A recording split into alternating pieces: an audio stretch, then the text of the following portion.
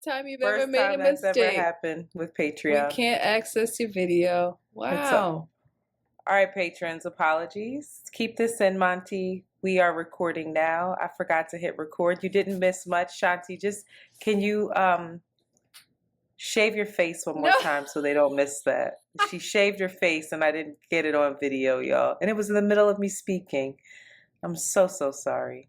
Anyway, the GOP finds a speaker. The GOP, remember, is the Republican Party. Why they use all of this other language? I don't fucking, it's just so we can get confused. But the GOP is the Republican Party. They find a Speaker of the House. As you remember, Kevin McCarthy was ousted and they could not land on anyone. They floated around Jim Jordan. They floated around a bunch of names. No one could get the vote. They even voted on Jim Jordan. I believe he lost 3 times, maybe 4. But now they have one. The Republican Party has landed on, drumroll please, Mike Johnson. Who the fuck is Mike Johnson? Well, we're going to get into that. Mike Johnson is apparently the consensus candidate between the very far extreme left of the Republican Party and the more central Republicans. He's not, though, so buckle up. Mike Johnson has secured the speaker's gavel, and he did not lose not even one GOP vote. I have some thoughts on why that is, but I'll say that later. Johnson is a Trump ally. He supported the attempt to overturn the 2020 election with Donald Trump. He sent an email from his personal account in 2020 to every House Republican soliciting signatures to support a Texas lawsuit seeking to invalidate electoral college votes from multiple states. The New York Times has called Johnson, this is in quotes, the most important architect of the electoral college objections. His argument to his colleagues was that certain states' changes to their voting procedures during the COVID-19 pandemic were unconstitutional, and argued that became more palatable to lawmakers than the fabricated claims of mass fraud. Child. Johnson's voting record has earned him a lifetime rating of 92% from the American Conservative Union and a 90% from the Heritage Action. Both of those places are very, very far-right organizations. Johnson's voting, in Biden's first 2 years, Johnson has voted against a slew of bipartisan bills, bipartisan meaning both Democrats and Republicans supported the bill, including one to establish a January 6th independent commission. That's the folks that, they investigated what happened on January 6th. The infrastructure law, reauthorization of the Violence Against Women Act. He voted against that, to reauthorize that. And the modest gun law and the Chips and Science Act for children. He also just recently voted against the stopgap that they voted on in October to avoid a government shutdown. So he was in favor of the government shutting down. And this is supposed to be the person that is supposed to bridge the gap and pass legislation between the Republicans and the Democrats. And he was so adamant to not govern that he voted to shut the fucking shit down. I shouldn't say to not govern, but that's really how I see it. Like, you won't work across the aisle. You want your way. You didn't get your way. You will not negotiate or compromise. So you're like, let it all, just let them not get paid. I don't care. What? He's opposed to reproductive rights. He has a spotless history of voting against legal abortion, earning an A+ rating from Susan B. Anthony, Pro-Life America. He voted against bipartisan legislation to codify same-sex marriage. He's authored legislation to stop the Sexualization of Children Act in 2022, which prohibits the use of federal funds to develop, implement, facilitate, or fund any sexually oriented program, event, or literature for children under the age of 10. Critics have dubbed it a federal version of the Don't Say Gay bill. And he's pretty inexperienced. He has only been in the House less than 7 years, which is very short in comparison to Kevin McCarthy, I don't like him, but he also raised the most money. And he was in the House for 16 years before he was elected Speaker. Nancy Pelosi had 20 years under her belt. Paul Ryan had 16. John Boehner had 20. So we don't know who the fuck this guy is, but they picked him because they couldn't pass anyone else, because those Trump Republicans weren't having it. And I truly believe that they voted because they just got tired of the squabbling, the dysfunction, and they just were like, we got to get back to work before this bites us in the ass during the election. So this guy is just as bad as Jim Jordan. And it was interesting. He comes off as very docile, very agreeable, very likable. He's a young guy, sprightly. He's young. That's what I was going to ask. He's 51. He's young. He's sprightly. And I listened to his speech, and he was just like he seemed very agreeable. He looks it. Look at him. But no, his voting record and his way is not. And I think it's interesting as well. He made a point to say thank you to his mother who had him at 17, which I think is, and his very and his conservative Christian upbringing, for basically helping to inform her decision not to abort him, basically. Here we are. Do you have any thoughts on this? No. Oh, no, I hate this reporting the news, but that's an important one. Yeah, you'll have thoughts on this. Ebony Alert. Shout out to Shaniqua, who has been helping us with some ideations for our outline. She put this on here, and I talked about it on See the Thing Is, but she had an interesting addition that I thought would be fruitful conversation between the two of us. Have you heard of the Ebony Alert? I have, yes, just recently. Okay. What were your initial thoughts on it? Just quickly. Cynical. Cynicism. Okay. All right. So a lot of people did. I was cynical about it as well. And so was Mandy. And then Mandy did some research, and we had changed a little bit. But Senator Stephen Bradford, he brought this to Gavin Newsom. Gavin Newsom has signed this into law. California will be the first state to create an alert notification system to help find missing Black people, not Black children. And there are some reports saying it's just Black children and women. That's also not true. It's Black folks, ages 12 to 25. The press statement explains the reasoning for the bill, and it's like going into details about the statistics of Black children being missing at 36%, which they're 36% out of 560,000 missing reports. The importance of Black children and women being represented properly in order to receive the attention as compared to, let's say, an Amber Alert. Also, they expressed that there's a high risk for Black women when it comes to human trafficking, and that for human trafficking, 40% of the victims are Black. 40%. Really? That's what they said. And so damn. The other thing is that oftentimes Black children are labeled as runaways and almost immediately, instead of being labeled as abducted. So the stakes are less high in finding them, and less resources are allocated to using them. And you heard all those statistics, and I want you to make sure that the listener, that is, and you, Shanti, that we remember that Black folks make up only 13 to 14% of this entire population. But they make up 40% of the nation's missing people. Oh, Lord Jesus. And women make up 40% of the nation's people that are being Black women. Human trafficked. Yes, Black women. Fuck. So there's a real issue. It was in Ohio when all those children were missing, 100, and no one said anything. We never talked about that. And we didn't even say anything. No. It doesn't get the coverage that it absolutely deserves and requires. And I want to know your thoughts.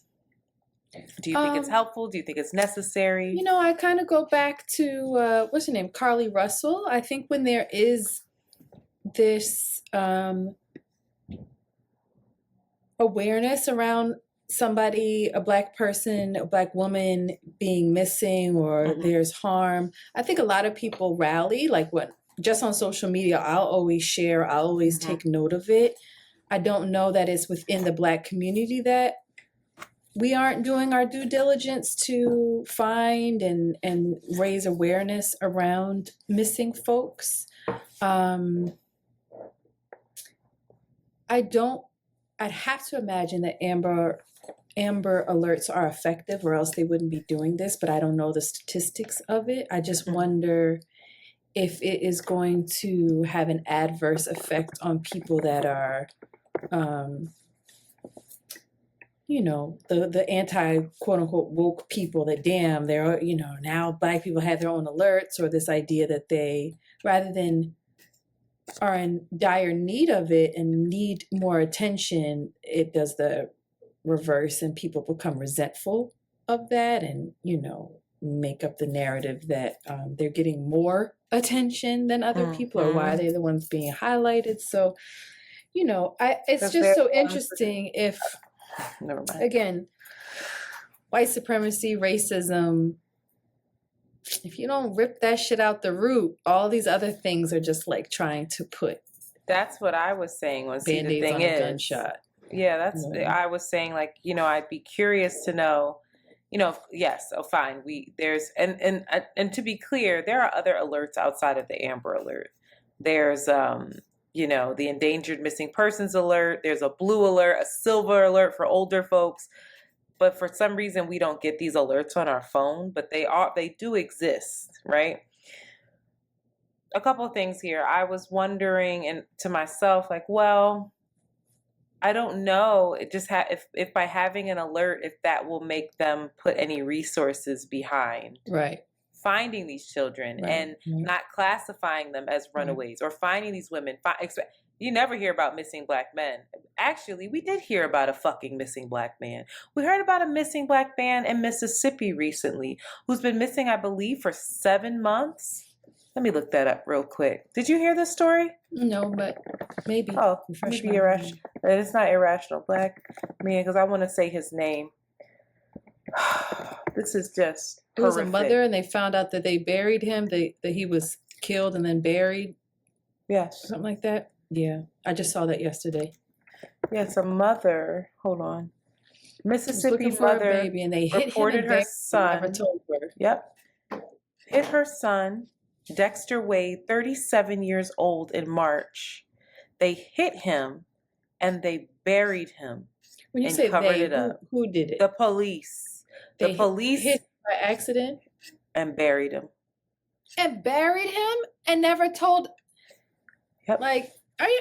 That's the thing, and you think that, like, I don't know. It just feels like, child, it's a deeper problem. It's a deeper vacuum. It's a deeper darkness, child. Mm-hmm. That's of the devil.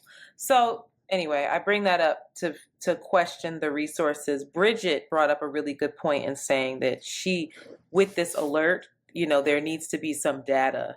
There needs to be I want to see how much money went into, how many man hours, you know, like there needs to be data associated with the alert. So I'm hoping that that's the case. Shaniqua brought up a really interesting point where people initially had a problem with it. It didn't sit right with them because of the use of the word ebony. And ebony is something that you don't hear that often outside of Ebony magazine. It's either that, like you exalt someone with it, or it's like a, you know, porn search kind of like, these ebonies, like it's this thing. So interesting. A lot of people are like, why is that the name? Like, why are we ebonies? When did we ever start referring to ourselves as ebony? Such a beautiful word. It is. But people, and I think that they did that for the alliteration. I mean, the senator that brought it to Gavin Newsom's desk is a Black man, but that don't mean so is Clarence Thomas. I'm just cynical, sorry, these days. But I thought that was an interesting take. I really did. I didn't even think of that. Didn't even think of that. And I was wondering, like, is that what I felt when I first heard it? Like, oh, here we go. This is so cheesy. Or this is like, oh, yeah, an alert. That's what we need. Like, stop killing us. Stop stealing us. I don't know. Something to ponder. Like, when do you ever use Ebony? If it's not somebody's name outside of porn? I'm serious, because you don't type in black on porn, on a porn site. You just don't. Trust me. You do. What comes? Yeah. Does it? But that's because I don't understand porn vernacular and like culture. So there's like, probably a lot of people like, Antoinette, what are you talking? Vaginal sex. Women who love their partners. Did I post the meme yet that said missionary because I want to finish the argument? Yeah, I saw that before, but it's funny. Anyway. So that's very interesting. No, I don't look in Ebony. No, that's wild. I mean, if I look on the categories, like on my own search, yeah. But if I go in the category on the side joint, and then it'll say Ebony, and then I'll be like, oh, cool, that must be black. But I'm not searching Ebony. Wow. Just like you said, I'm searching. What does that say about me? I know that black isn't gonna. Well, I know black. Black does come up. It just comes up as as Ebony, or I don't know. Oh, comes up so as they've Hakeem and Chanel DIY. DIY. What the fuck is DIY? That's how I know you're not in the life. I'm not in it. I'm getting out of the life. Are you? I don't subscribe to anything. I don't buy anything. But why are we talking about this? We digress. We did. Well, that's the alert. How do we go for that? That's sick. Something ain't right with us. And that was a psychological example. That's what I'm saying. Of the ways in which. That's why people didn't like the name. That was a Dr. Cress Welsing fucking ISIS papers deep dive. She would have tore us a new one. She would have explained all of that. See, what you got to understand is the over-sexualization. Yes, that's what I was trying to tell you. And you were like, what if Taylor Swift just wants to date black men because they're strong and better? And I was like, no. No, Dr. Cress Welsing was like, that is true. But the men, the white men with the small penises and the recessive genes want to kill them. I said, fuck it up, doctor. That makes perfect sense to me, child. Wait, anyway. That is the baseline of her theory that the white race. I understand that that's her theory. But I know you don't think it's true. What? Girl, based on what? I said I know you don't think it's true. That's not the true. That's not a possible reason why white people are terrorizing and have destroyed and dominated the world. I'm not gonna do this. You dated a white person that was not your experience. Let's move on. Shout out to our white kings. Also, shout out to white excellence. I wonder where else anyone has ever heard the term white excellence, but I see it being used, and I see you. We need to start trademarking our shit. Internet's unwell. No, I'm not. Moving right along. Shout out to you. You know who you are. Hey, nigga ain't listening to this. Never will. Never. All right. So the U.S. will not advise or demand a ceasefire in Gaza. I hate it here. Robinette is still holding firm that Israel has a right to defend itself. The Israeli army did finally start their ground pursuit, boots on the ground. And this is just all awful. There's so much. There's just so much. I can't get into it and I won't. But maybe a way for some folks to feel a little more activated is by what Shanti was talking about last week, and that's by boycotting. Very interesting that I'm seeing some companies like Starbucks. Starbucks sued its union, Starbucks Workers United, earlier this month after the labor organization posted and since deleted a message on X, formerly known as Twitter, expressing solidarity with Palestinians. They're suing them over this. The message from the union triggered calls to boycott Starbucks when some appeared to mistake the union's position for the company. Mm-hmm. So Starbucks is suing the union because they tweeted about support for Palestine. Then people who were irrationally angry about supporting civilians being slaughtered now then called for a boycott of Starbucks, and their their stocks are going down. Now I saw something on social medias where a woman was saying, look, everybody, this is us, this is our work, and she was a Palestinian woman being very excited about Starbucks and their stock going down, when in actuality most likely their stock is going down because people think they're in support of the Palestinians, not because, they boycott it. This is wild. This is so wild to me, and that was so disheartening. So I get they'll probably win the lawsuit, but who the fuck knows? Also, McDonald's. Now, McDonald's stock is going down as well a little bit, but that is because these are folks that are in support of the Palestinians. And this, McDonald's are in support of the Palestinians? McDonald's stock is going down because the general public is in support of the Palestinians. McDonald's is in support of the Israeli government. They're an Israeli-based franchise, but they also were like giving out free food to members of the Israeli military, and like said that they were going to continue to do that, and that they stood behind them. Burger King, same thing, is facing boycotts because there's pictures of Israeli soldiers receiving free meals, yada yada yada. I tried to look up more companies that we could boycott if you are in favor of a ceasefire and for Palestinian civilians to live and not be massacred. And I didn't have that much success. It's very hard to find, which I looked up because Google is a huge supporter of Israel as well. Tricky. So as much as I use Google, couldn't find this. Internet, we go somehow. The whole podcast gonna be gone. The whole podcast, we're just gonna be like, I can't find Around the Way Curls anymore. But there is an organization, BDS. I'm still doing my research on them, but you can go to their site. It's called the BDS Movement, and their tagline is freedom, justice, equality. And they basically help you get involved in whatever kind of Palestinian support that you want to get involved with. They offer like different facts and stuff like this. And they have a list of things, but it has a list of businesses to avoid, but it hasn't been updated. This is 100% researched and annoyingly viable way to disrupt and bring attention to Palestine and Israel and the conflict. There are tons of people that have shared this. This is, I'm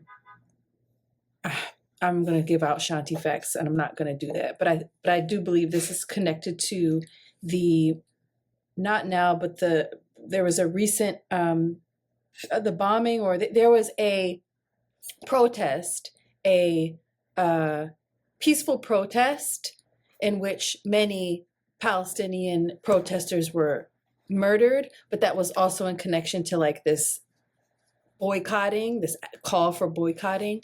I know that was the first intifada.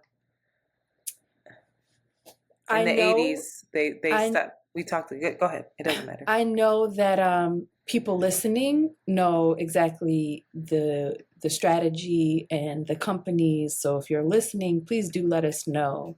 I think that is probably one of the greatest forms of protest that is being suppressed and silenced. And because that's it right there. That is you get in their pockets, shit changes quick, fast, and in a hurry. Yeah. Anywho, you have something here. Keep going. A couple days ago, Obama wrote. Everybody was wondering why Obama's so silent around this, and he finally shared on Medium his thoughts on Israel and Gaza. And Obama, tricky little biracial king there. His words were really eloquent. You know, he did this beautiful dance between supporting Israel and showing empathy for the Palestinians. But he made it very clear, stating Israel has a right to defend its citizens against such wanton violence, and I fully support President Biden's call for the United States to support our longtime ally in going after Hamas, dismantling its military capabilities, and facilitating the safe return of hundreds of hostages to their families. He went on to also say it means, he keeps talking about providing, it seems like he's very much in support of wanting to see a two-state solution.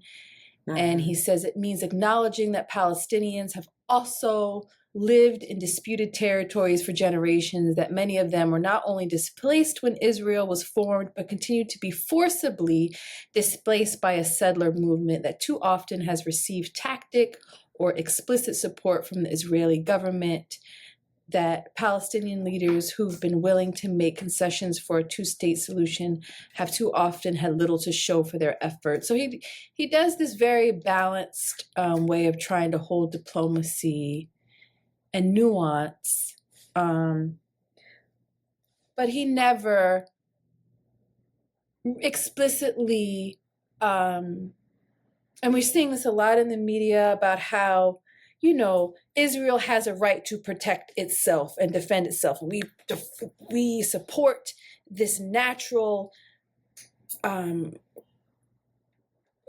reaction to violence, but not holding that same space for Palestinians, where it's just like, yeah, you know, this shit has been fucked up too, and you know, we understand that it's been fucked up, but it's just kind of like there's just this very subtle defense of Israel and very subtle support of their power structure and their power, and acknowledging how powerless and how normalized it is, and that's kind of the way it should be, that the Palestinians are powerless in this situation. And it just kind of reminded me, because even myself, I was reading it and I was like, well this is diplomatic, this seems reasonable, he has a heart, he really cares. When, you know, as everybody's been saying, as I'm watching so many Palestinian people that are experiencing this in Gaza, like, it's just really simple. This is genocide at this point. This makes no sense. There's nothing that can make this excusable. And the power dynamics are unfair in the ways that we have been forced to defend ourselves, you know, have a history. And if you hold the same energy for them, why don't you hold the same energy for us? And it just made me think of 1984. We had to read this in high school. And I didn't read the whole thing, but I remember skimming through it. And be like, yo, this shit's spitting. Like when he talks about double speak and news speak, where they say shit like war is peace, peace is war, you know, I can't remember all of the sayings, but it feels so real in this moment. It feels, and we've all internalized it. And, you know, to the point that I was like, yeah, like this, Barack, this makes sense, but it actually makes no sense. And this is things that are very clear, like stop killing innocent people, now become complex and like, oh yeah, this is something that we gotta like sit with. But it was really interesting, me looking at my own reactions to Obama, and yeah, we're just in the thick of some psychological warfare on all of us in a particular kind of way. I was actually like really impressed by what he wrote. Yeah. I was impressed by it because of this point right here. It means acknowledging that Palestinians have also lived in disputed territories for generations, that many of them were not only displaced when Israel was formed, but continue to be forcibly displaced by a settler movement that too often has received tacit or explicit support from the Israeli government. That's a big deal. No one's calling out the Israeli government on this side. No one. And for that to be President Barack Obama doing that's a big deal. And that shows a bit of a disconnect between him and Joe, which is probably why he started the letter out the way he did, saying that he's in full support. Because it's confusing. Don't you think that's confusing though? Well, he's saying I support Joe, thinking about the election ahead and knowing that like Joe's going to need him. But also he's fitting in that the Israeli government is wrong. The Israeli government's hands are not completely clean here. And yeah, go get the hostages. That was an awful thing that happened. And I don't think that he believes that Hamas should have any power. So I think that's why he's saying I'm in full support. But also, you realize he doesn't talk about the Palestinian civilians being killed. He's just talking about Palestinians and their lives as they he mentions were. it. He mentions the children being killed. He does. He mentions it, but it's not like a huge point. It's not a huge point that he's going to stay on. But the fact that he even mentioned it, I was like, I feel like that makes it even more dangerous because it's confusing as fuck to you. It's like it's like I'm stabbing you in the back, and I'm like, yo, I understand that this is just unfair and that you've been through so much, it's and political. then you're just twisting it, and it's just, you're driving all the way up to the throat, but you're saying, looking in the eyes, like I know. This is Jon Snow killing. It's just Khaleesi. like, get the fuck out of here, bro. You square me. You're dangerous. He's dangerous, and it's scary because all of us are like. I didn't see it like sense. That, but I'll sit with it. I didn't see it like that because I felt like in political speak, this was probably the most he could do. But I do think that there's a lot of people, while we don't see it that way, I think there's a lot of people who really do believe that this situation right now is really complicated, and they're not in favor of a ceasefire. They really feel that Israel has the right to do this, and that these poor innocent souls are being slaughtered due to Hamas not returning these. And that's why that's why the Babylon is in our hearts. Yeah, but that's the thing. First. I should have finished. Hamas not returning what is it called? The hostages.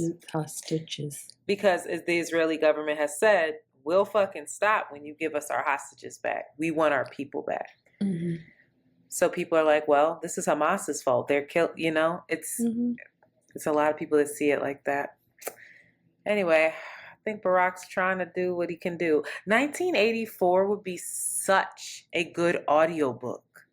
I don't do well with audiobooks. Well, fuck you up. You can be like, wait a minute, what? But I remember it. But I don't remember it word by word, but I remember loving it because that was in my Hotep revolutionary phase. So I was like, this is fucking perfect. And then I followed up with, what was a Charles Dickens one? That was about the French Revolution. That was so good. Oh my God, that's what I bought Miss Pam. That was the last book I bought her. Oh my God. French Revolution. Charles. We had to read that in school? A Tale of Two Cities. I love the Tale of Two Cities. You ain't had to read A Tale of Two Cities in Miss Bivens' class? Miss who? Miss Bivens. No, I had the other sexy curly-haired one. I had Miss Reisman too. I had her in the 9th grade. Miss Reisman had them legs on her. And them heels and them curly hair. Oh, that curly and she used to wear them short skirts. And she was like, fuck it up. She had prowess.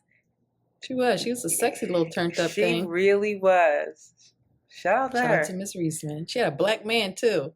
Sorry to tell her business. Doesn't surprise me. I apologize. Didn't know that. In grown folks' business and sharing it to the world. She was just minding her business. I said, what I gotta do with this? Shut your fucking mouth. You ain't even read the book. Anyway, we digress. Pop culture. Oh, it's still me. Damn. Richard Roundtree passed away. And I don't think it's enough people talking about this. I do not know that man. Sorry to that man. Yes, you do. Mm-mm. Google him. I know his influence, but I don't know nothing about him. Well, what's it? You mean you know him as the actor, right? I guess Shanti, I didn't why read this, what you wrote here. So keep No, going. don't read it. Educate me. You don't know who he is. I don't know who he is. I thought he was the Google director him. of it. No, Google him right now. Gordon Google Parks. What is happening? Google him. Just Google and look at his picture. You should know who he is. Everybody Google him right now. Y'all know who he is now. Oh, all right. Who is he? Thank you. This is the He don't actor. look like how he looked when he was older. He looked better when he was older, child. He was fine. He was fine older. Yeah, That's a sure. fine wine now. God Ooh. damn. Baby. He Anyway, looked different yes. when he was younger, child. He was was drinking a little bit. Stop. Right. When he was younger, he was a model, and that's how he was a model and an actor. He went back and studied theater, but he was picked up as a model and then cast as the iconic Shaft. So, yes, I did not know that Shaft was directed by Gordon Parks. I was like, Gordon, When I saw that, I said, "What is this Gordon gibberish Parks, she's the written here?" amazing iconic Nigga had photographer. range. Yo, that's incredible. So, Shaft, for those of you that don't know, because there's some youngins that listen now, Shaft played a crucial part in the development of the African American advancement in Hollywood. And he was the iconic character, and that character allowed for a Gordon Parks to direct, a black editor, Hugh A. Robertson, and Isaac Hayes. Let's Isaac Hayes, who went on to become the first African American to win an Oscar for the music in the film. If y'all have not listened to this music, go back and fetch it. Sankofa moment. And look up Isaac Fine-Ass Hayes. So, which we have to realize, I always looked at Shaft, if I'm being honest, because of my Hotepi upbringing. I was like, look at this coonery and buffoonery. Look at that, just stereotypes on a screen. But now that I go back and I shut up and like take the shit out my butt, you know, it's like, this why are you so uptight? Oh, okay. I'm seeing things about myself and I don't like it. Just why are you so relax? Cool it. In the 1930s and 40s, Black men were often portrayed as servile or slow, and they were caricatures. So they were basically neutered in films for decades. So then you got Sidney Poitier, and he comes along, and he's this dapper leading man. You know, he was fine. But he was still, like, he was attractive, he was handsome, but he was never overtly sexual. Like, he didn't have any, like, prowess to him. Then you get into the 60s, and now this shit is all Black power. And it's still not focused on, like, any kind of, like, cool, like, innate kind of cool. I mean, if you get some Black Panther stuff in there, they were cool as hell, but I'm talking about a different kind of funky cool. It's an interesting take. Listen. I'm talking about funky, like freaky, like sexualized, like that kind of vibe. Okay. And so then you have Shaft, and you have this fine ass man in it playing Shaft, who I didn't realize that Shaft also wasn't meant to be a Black character. He just happened to get the role. I had no idea about that. Like, I was going down the Shaft rabbit hole, honey. He's supposed to be white? Originally was written for a white character. Weird. Wild. That doesn't even make sense. But critics called this type of film Blaxploitopian cinema, and it's a term that was inspired by exploitation. Excuse me, what did I just say? I'm sorry, if I'm being honest. I ate an edible, and it's starting to hit. Can you tell? It's starting to really hit. Everybody was like, "Wait, girl, I'm an expert on this, and it's this Blaxploitopian." What? God damn. Is that what I said? Yeah, it's called, you were in it too. Blaxploitopian. I said, this whole time I was saying it wrong? Are you kidding me? Damn. Oh, God, I'm so sorry. Okay. Oh, that's embarrassing. Girl, you might have to continue. Can you tell that it started to hit? Critics called it Blaxploitation cinema. Thank you. A term inspired by exploitation films, which was the late night cinema defined by sex and violence. Okay. So they I just put see the now. black They put a one there. blacks on it. That's it. Like the Ebony Alert. Oh, Wait, God. the name of this episode is Blaxploitopia. Can you write it up there? Nigga, what in the... Can you write it up there, please? That's it. You can't make this up. Okay. Mm. All right, come on. We're back. We needed an episode like this. I'm so stressed out. I'm about to cry. All right. I don't even know how to spell that, girl. Black. What was the Topia? There was a Topia. You What made was it it? up. She was hyped too. No. She said, "I'm educating these motherfuckers. They gonna learn today. Y'all just gonna learn about our history and the Blaxploitopia." Oh my God. Blaxploit. I said, normally I don't try to correct you to that. No, you need But that could not be right. No. Keep it together. We've been talking today, boy. All right. That is so embarrassing. But it's too funny to take out. Take one for the team, baby. What is the Topia though? Did Outkast have a record Probably like that? something. There's something. Or like Parliament Funkadelic. Anyway. All right, so that was the term, y'all. All right. I didn't know that it came from exploitation films. Tricky over here, fucking me up. Yes, that's where it came from. Mm. So the other thing about it was that, like, anyway, I ain't gonna keep going into this history. You're not gonna embarrass me. But the budget had $500,000 and it grossed $12 million. Fuck it up. They said That's these niggas want to huge. see that. Wow. That's huge. And so much of the thrill was that it came like a protagonist in these films they get away. You know, Okay. it just like broke the barriers. Shut up, because you acting. I hate you. No, I'm serious. I'm learning for real. No, I'm you're here. not, and Yes, I'm not I am. gonna keep going. I'm not patronizing you. Fine, okay. Well, he went on to also appear in the miniseries Roots. What? He reprised the role. This is a king, and the fact that you don't have no idea who that man is funny, or is it? He did a bunch of television series: Soul Food, Desperate Housewives, Heroes, Grey's Anatomy. He was out working. here. Yes. Being Mary Jane. But I thought it was very interesting that in 1993 he was diagnosed with a rare form of male breast cancer. God damn. And he underwent chemotherapy and a double mastectomy. How do you do that? No.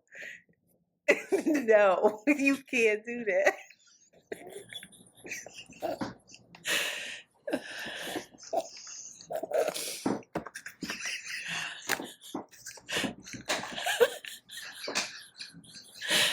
How?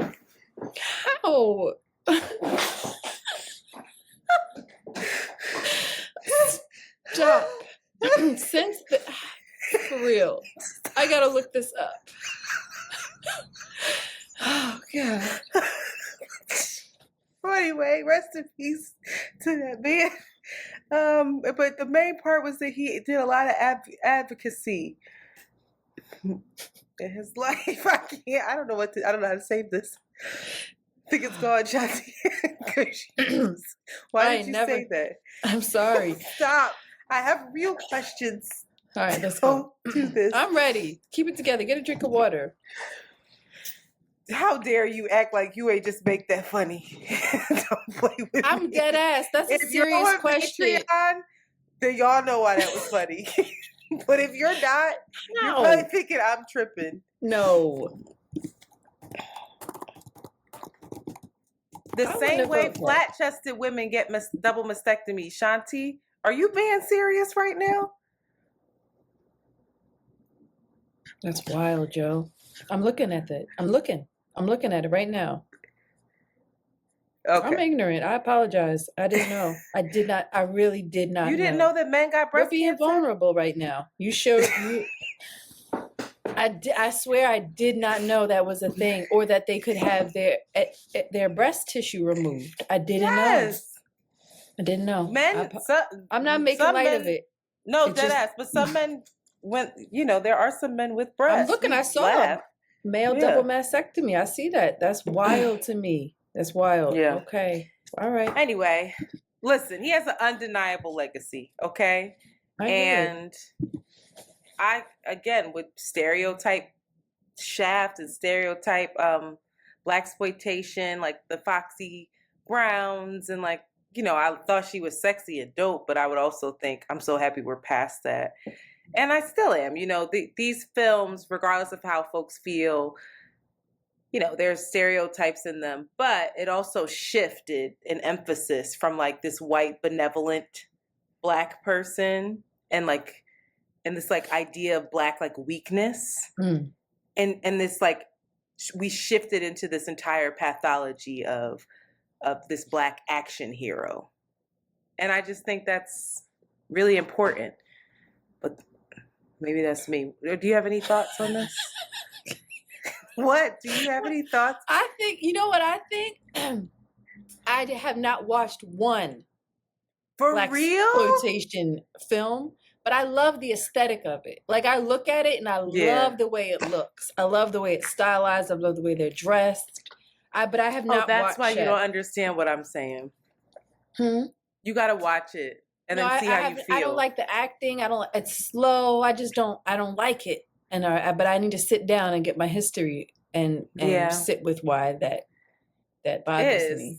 Exactly. Huh? That's what I'm getting at. Is there's a weird relationship I have with it, and instead of praising it, and I think it's white gaze, honestly, not like gaze, G-A-Z-E. Well, I think it's just a story that I have to sit. I'm just completely talking out of my ass. I need to sit down and just watch it. I just need to watch it. But stylistically, we're just saying words. Oh, no, God. You're not. Stylistically, that makes sense. The style of aesthetically, stylistically, visually, I enjoy it very much. Okay. Moving right along. Dwight Howard is in some hot water. Joe. And I don't really want to even talk about the hot water because it's important, but I want to talk about people's reactions to this. Dwight Howard is a former NBA player. He's not in the league right now, but he's still playing. He's not in the league?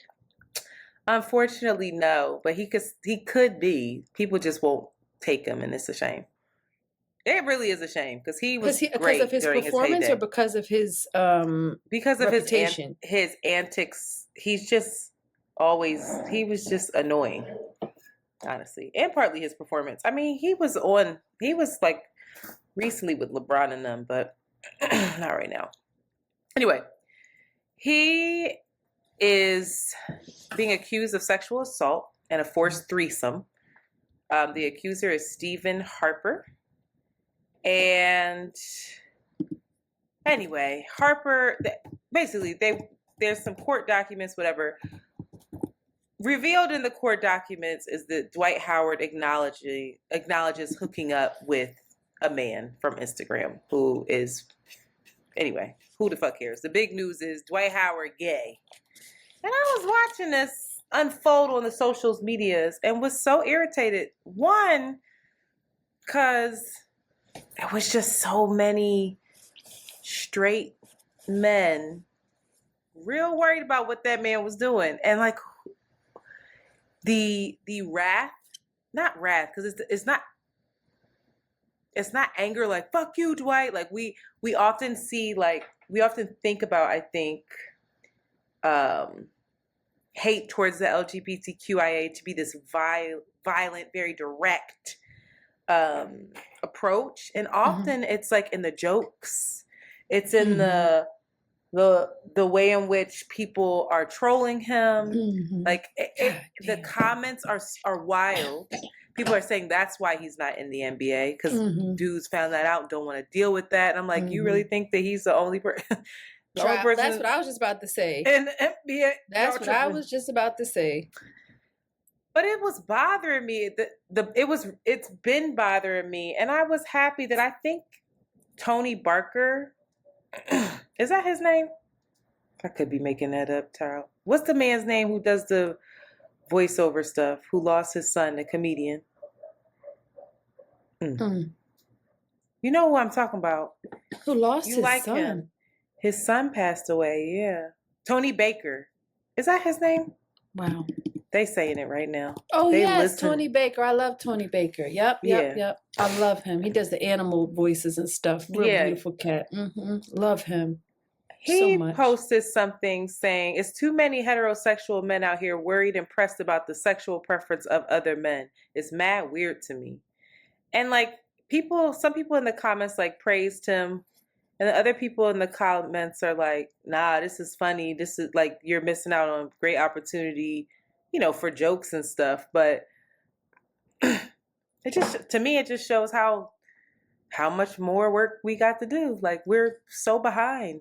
That's the approach. And you know what? Last thing, Cameron and Mace are just Cameron and Mason, what they got to do with it? they have a How they get sports involved? thing that I've actually talked about on here and said how funny it is. But they're going in on this, and everything is about pause. And they posted talking about if this is how the NBA season's about to start, then we could just cancel the whole thing. And it's like, ugh. I think the That most ain't it, y'all. unfortunate thing about it is the involuntary outing. Yeah. Like, that's so terrifying for queer folks to come out and like, because of this type of reaction and the hate and the butt of the joke and just the lack of control that he now has over this narrative and this very deeply personal, intimate part of him. I think that's the part that's like, oh man, I hate this for you. Yeah. And also, it's really complicated because we're also talking about like sexual assault. And there's something that's light about it too, when it's a man is the other huge part. Like being assaulted. The sexual assault is not even being acknowledged. No, that or feels discussed. Really fucked up. Like this all feels so fucked up and tightly wound that I don't have the energy to It's revealing. It's revealing on so many levels, how much work we have to do. One, it reveals y'all give more fucks about a man's sexuality than sexual assault. Two, you obviously don't could care less about sexual assault in the male community. I actually have a couple of male friends who was like, that don't exist with us, fight back. And I was like, what? So there's that stigma. And then you have this outing, involuntary outing. And then you just have the slander and the jokes and I just don't understand why it's that big of a deal. And Dwight Howard apparently in the statements says that he said to the man, "I'm not gay, I'm just a little freaky." And so there's still like so people are using that to say he can't even admit it to himself. Like there's all this conversation. That's terrible. It's a nightmare for this man. It's trending. Also, and for it's all literally of them. Again, I have him. I keep showing compassion for him. Also, it's just shedding light on how still very homophobic the sports of course. culture is. And child, again, he ain't the only one. He ain't the only gay person in sports now, child. Yeah, you know that at all. That's a shame. Oh, he responded. That's so sad. He responded, and now an ex from 2018 is responding with receipts. It's terrible. I'm not listening to it. Right, whatever he's doing in his life, leave him alone. It's terrible. But that's his business, and it's interesting that we are having all this compassion for him, though. Yeah, I know. Yeah. And I was just saying the way that it's coming out is vile, is bad, and yeah. Ciao. Anyway, I hope he's okay. I don't really want to talk about this other thing, the DJ everything, because I don't know enough about it. I don't understand any of it. It's I don't want to get into it. When more, because it's all allegations at this point. When more unfolds, we can talk about it, I guess. I will say that Jesus had a good what's his name? Yeah. Did I finally say it right? Who, Jesus. shout out to him, who is a guest host on The Daily Show Yeah. and is doing a good job, but he ripped him up. He went in. He should have. He should have. You know the history between them, right? No, what happened? You don't even understand why. You didn't even get I the knew joke there was then. something, but I didn't have the. I didn't. Him and Mero went up to the went on the show. station, and they thought everything was cool. It was cordial, whatever. And then Envy just started coming for them about a joke they made on their show that involved his wife. Oh, and it wasn't even that deep. It was just saying she stayed with him for like money. Oh, because he was cheating on her. And it came out, and then it came out that he wasn't sexually pleased with her. Like he just the butt of the jokes DJ over there. Envy has so much karma to burn off in this lifetime publicly. So he made. You can just watch it. Just watch DJ Envy. Well, Jesus he went Marrow. in, girl. The way he went in, he probably has so much satisfaction. I loved it. Yeah, that's why he was saying, "Oh, yeah, it's not like I've ever showed up to a radio station and he walked out of the show. It's not like you tried to get me thrown out the station. Walked out of the show? DJ Envy, like why would you even start the show if you knew you were gonna do that? It was weird. And Mero was like, I remember Jesus handles it really well. And Mero was like, "Are we good? Like we about to fight? Like just what we about to do? Like I'll fuck you up." But it was so corny. And then Charlemagne was clowning Envy. Charlemagne is he's such a bad friend. He ain't right. I don't know that man, but he's so mean. I'll be feeling sorry for Envy. He's a cancer. He's just doing the best that he can. Amen. Listen, speaking of fighting and breaking up, I'm invested in this. Nobody else is, but I am. Dame Dash, who just keeps on bringing himself into the conversation, revealed that he's willing to have a conversation with Jay-Z to resolve their disagreement. I don't know why those men beefed. Apparently it was around the selling of Rockefeller Records for $10 million, which had them at odds for years. But Dame said that he is willing to sit down and talk to him, but Jay-Z's never had any accountability in the whole beef. And Memphis Bleak recently went on the Drinkers Club. What's that called? I don't know. That podcast where they drink and smoke. Drink Champ, and talked about how pivotal Dame Dash was to Jay-Z's trajectory and helping him understand the industry. And I guess I would be happy to see the day that they reconciled like grown men. At least Jay-Z had a conversation, because that is they were a dynamic duo, and I think Dame deserves it. I don't know nothing about their business. But so how do you think he deserves it? That's just my opinion. My unwarranted opinion. I'm going to share it. Jonathan Major's ex-girlfriend expected to surrender. Did you want to talk more about it? Never mind, dog. What did you want to say? I thought you were disinterested in that. What you think? We not supposed to just report the news now. We just read the news. I was sharing my opinion about it. What you think? I don't think Jay-Z will ever do it. You think Jay-Z? I think that's corny. Why? Because I think that, we have a lot of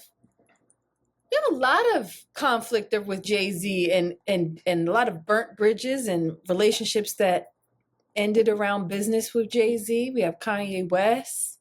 We have whoever the fuck he ended up stabbing. Kanye, I don't think that relationship dissolved because of business. That relationship dissolved because Kanye was pissed that he didn't come to his wedding. I think there was a money thing too between them. I never heard that, but go ahead. Yeah, there was some. Jay-Z, he talks about it. He says something, $30 million. He says something, he references some kind of money thing in it. Child. But I feel like Jay-Z is such a respected figure for young Black men, and of success, of family, of manhood in a particular way. And it would be really nice to see him reconcile in his friendships with men, other men that we all love, and we all love their friendship, and we watch them grow together. And we watch them feed each other in particular ways, Kanye and Jay-Z in particular. And I don't know, but Jay-Z seemed like you dead to me, nigga. You're dead. I feel like he's the one that's like, once you're dead, Really? you're gone. I ain't got no time for you. But maybe he's had a lot of compassion. And with Kanye, I feel like maybe a little bit. I mean, both of them, both Kanye and Dame Dasher seem to be very passionate, hot-headed, impulsive beings. Dame has also said some real messed up stuff about Jay that I don't think you go back from. I feel like it's very interesting that the woman that Becky with the good hair could have been Dame Dash's ex-wife with Jay-Z really did that. If that was really true, that's crazy, bro. That's crazy to me. Jay already said that wasn't her. Oh, God. Because why would they ever say that it was her, Antoinette? What? Oh, They already. I didn't know you was a gossip girl like this. I think that is tea. The tea, too, is the Aaliyah stuff. We just be bypassing that. Oh, gosh. Jay-Z and Dame with Aaliyah. But I think that Rachel Roy could definitely be Jay-Z's cup of tea. I could see Really? him. Yeah. I think that I do. think so. Mm-hmm. I do. I think there's a particular kind of woman that Look at you being I messy. called it. What's this particular kind of woman? Let's see Jay-Z's dating history. It was Foxy. Jay-Z. No, I What think you mean, though? that I think that he really He took Foxy seriously. Don't do it. for real? Yeah, that was his. Well, nobody was Beyonce. Beyonce wasn't Beyonce until she just became Beyonce, child. Corinne Steffens. He dated Rosario Dawson? Rosario has lived a life. You hear me? You know who Rosario Dawson is? I do. Thank you. Oh, why did you say it like that? Why wouldn't I know who Rosario is? Did she I don't date know. that president? The Cory Booker. Presidential candidate? Hey, this might not be right. They saying he did date Rachel Roy. See? But this is these websites. If he did that, that's like Jay-Z. No, Wow, no, he bro, that's didn't. wild to me. No, Anyway. he didn't. We don't know nothing about them. Keep my name out your mouth. I'm sorry, Beyonce. The only person that matters is Beyonce. So that's it. Continue.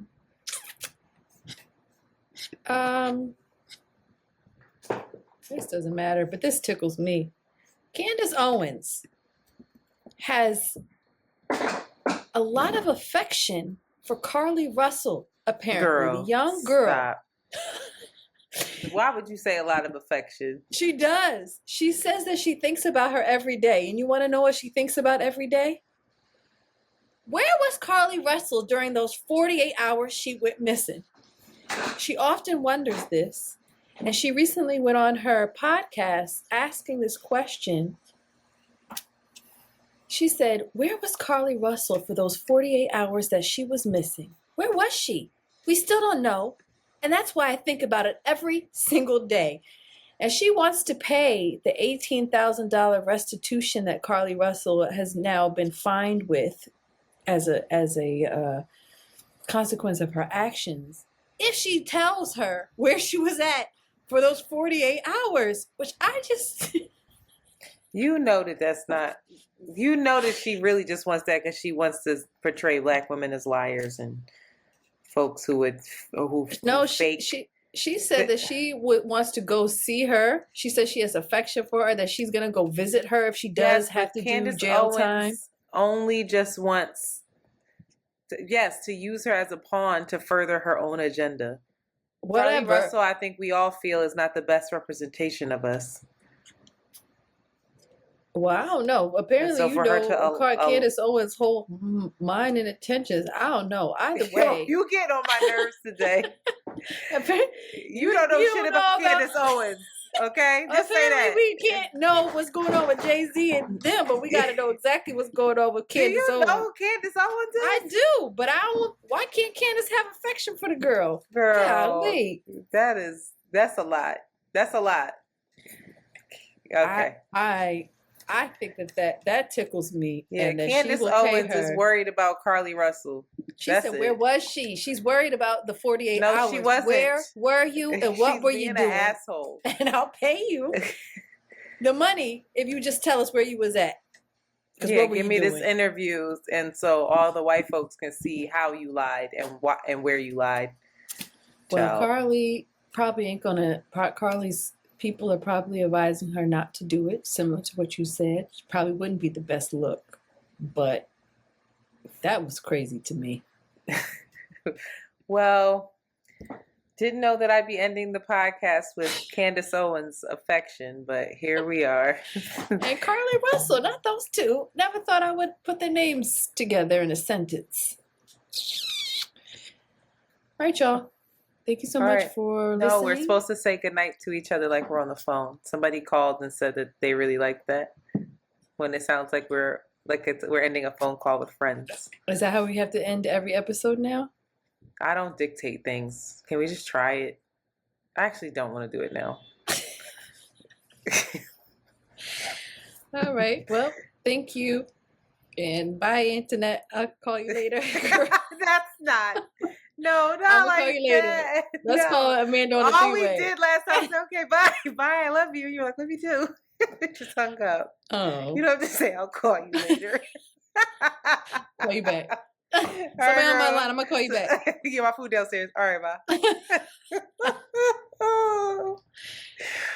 Oh, God. Make me sweat. Oh, we didn't talk about her. Make me water. Make me. Did you see her perform? Oh, Yeah, I she's sent a it to little you. hot And little- she could sing. She's cute.